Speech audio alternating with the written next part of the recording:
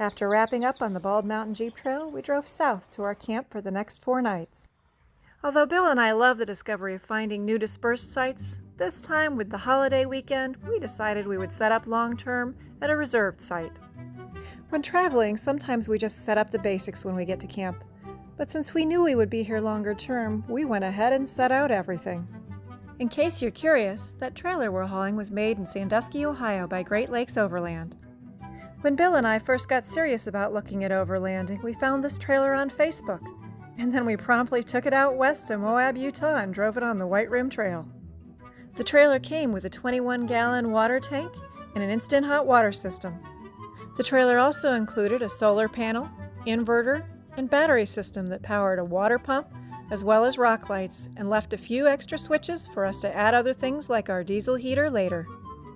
The trailer also came with 33-inch tires, independent timber and axles, and a lock and roll hitch, which means guess what? We can take that trailer just about anywhere the Jeep will go. And in case you're wondering where are we going to make dinner, don't worry. There's a refrigerator, drawer system, and stove right in the back of the Jeep.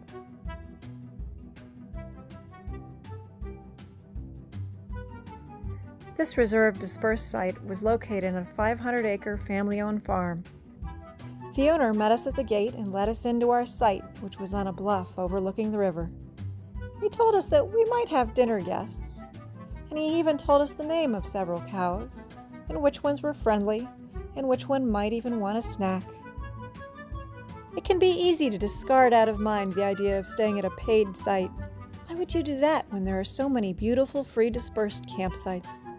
Well, when you're somebody like me who gets anxious about, am I going to find a site on a holiday weekend?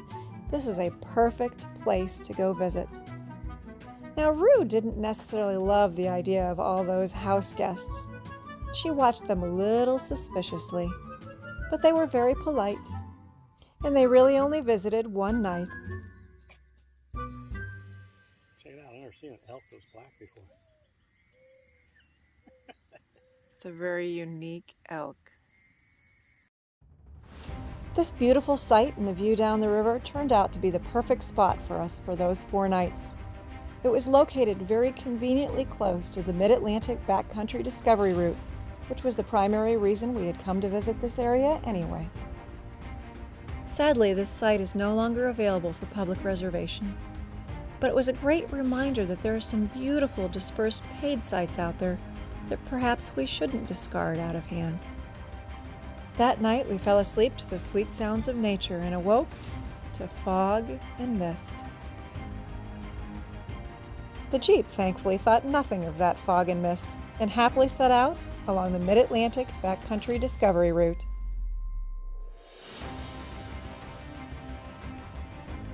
The Backcountry Disvovery Route in this area generally drives along open and well-maintained dirt and gravel roads. The research I'd conducted before leaving on this particular trip suggested that if we took the Mid-Atlantic Backcountry Disvovery Route south and then did a loop back around to our camp, that we could go off today in search of 3 separate towers. I love climbing fire towers, so this was the perfect opportunity to Bill to get in some pleasant drives while I tried my hand at climbing stairs.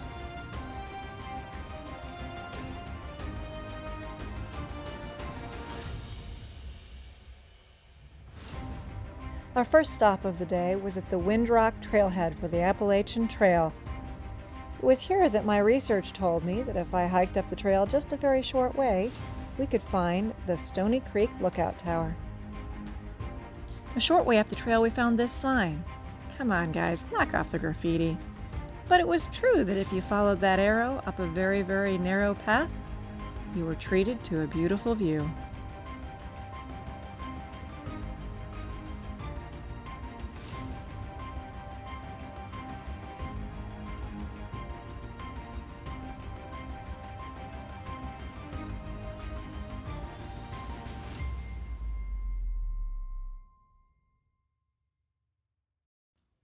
This, however, was not the view that we had come here to find, so we went back into the woods and trekked further along the trail. After hiking on the main trail, we discovered we couldn't find the offshoot that I anticipated, and so we hiked back to near where that viewpoint was to some campsites in the area. From there, I finally located this trail. This trail was so very overgrown, but it was going in exactly the right direction, and you could tell that there was a very clear path through the woods.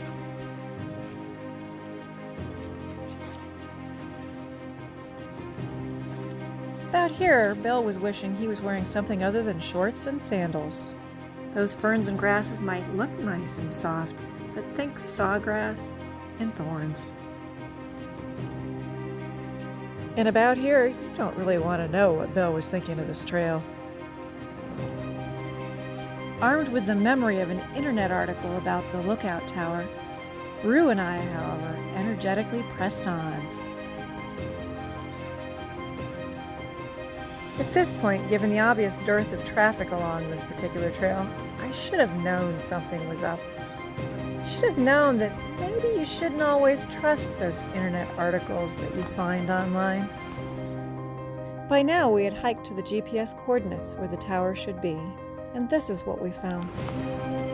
When we walked around in the open space, we did discover an anchor point where it looks like a tower used to stand, but the tower itself had been long ago dismantled and removed. When I got back from our trip, I tried to find that internet article again. But you know, I can't find it anywhere anymore. So I don't know what brought us to this particular place, but we definitely enjoyed the view and the adventure. And don't feel too bad for Bill. The entire distance we walked in this scrubby and overgrown area was less than a quarter of a mile.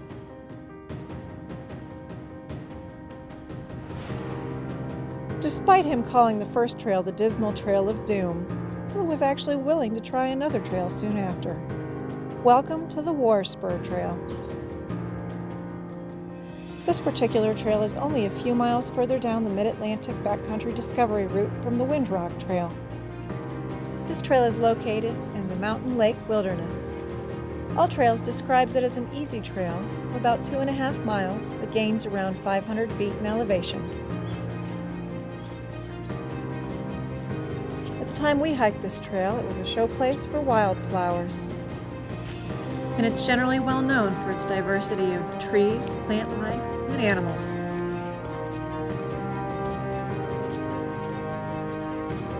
I was interested to find out why in the world they called it the War Spur Trail, but oddly enough, I can't find any reference to why it was named that. Nearby along the Backcountry Disvovery Route, you can find Mid-Atlantic Hill. If you stop at this location, there's a sign that tells you the story about General Crook, who came through this area in May of 1864. But his troops were forced to turn back because of heavy rains. In order to get safely back over the mountains, General Crook abandoned wagons, harnesses, horseshoes, horse collars, and lead bullets known as minié balls at the site. What do you think, Ruth?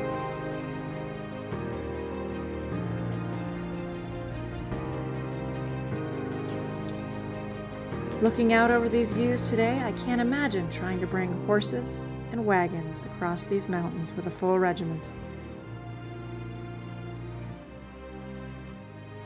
After finishing the War Spur Trail, we got back on the Mid-Atlantic Backcountry Disvovery Route and headed towards one of the most iconic sites on that route, the Mountain Lake Lodge. This place is a well-known backdrop for a famous 80s movie. But I'll tell you, this place also has a really great restaurant where you can sit out and enjoy the sunshine and eat great food.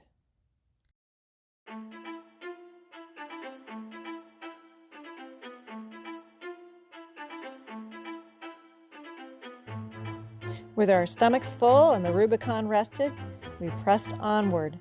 This time we decided to go off the track. This time we decided to go up and seek out the Butte Mountain Fire Tower.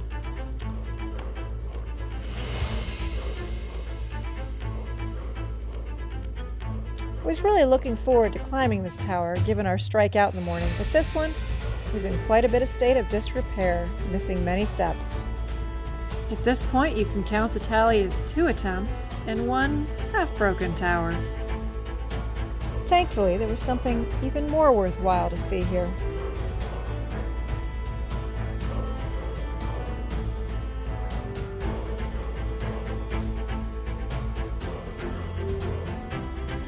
While enjoying this view, we were joined by a gentleman who came through on his adventure bike.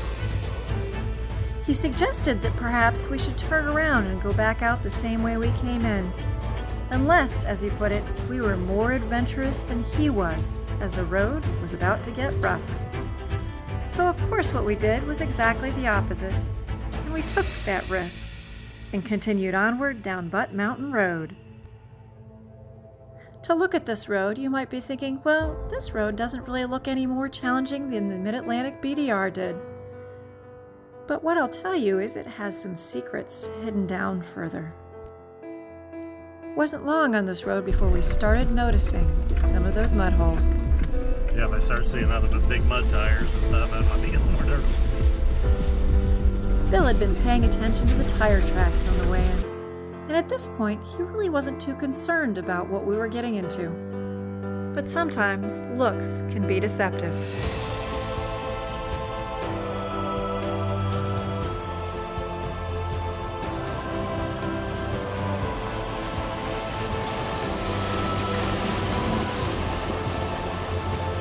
This was the largest mud hole that we drove across throughout the entire trip. And after that spot, there were some more mud holes, including one that looked pretty benign, but was so deep that it showered us both with mud through the open top of the Jeep. This road also had some rocky sections and off-camber sections. At the end of the day, this road was a nice challenge compared to the roads of the Mid-Atlantic Backcountry Disvovery Route.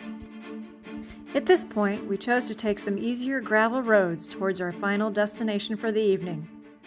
A walk along the Allegheny Trail in search of our third possible tower for the day.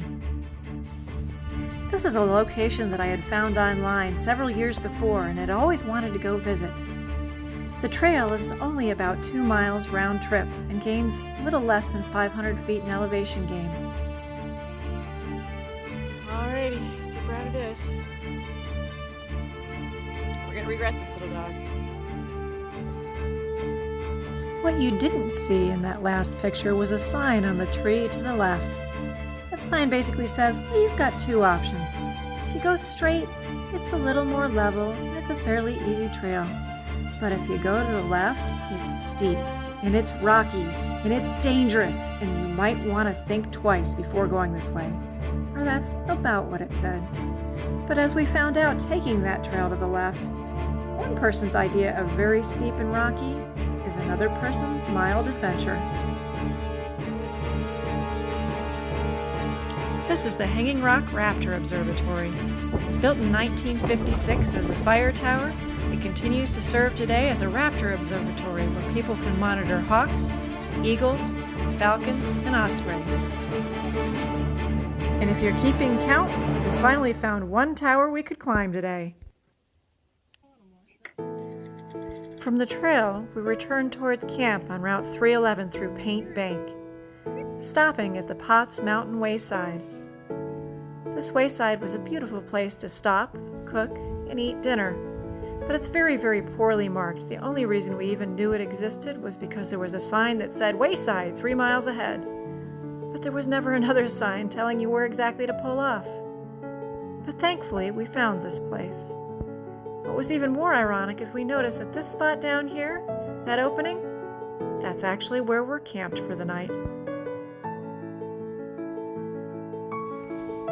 When we got back to camp, we had just enough time for a short walk around the country to enjoy those beautiful mountains and the moon rising in the distance, and to talk about our plans for the next day and going the other direction on the Mid-Atlantic Backcountry Disvovery Route.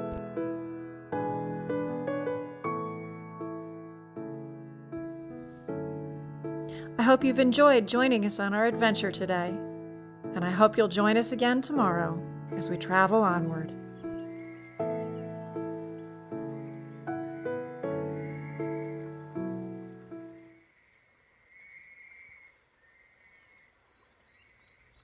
And for those of you who think today was a little too tame,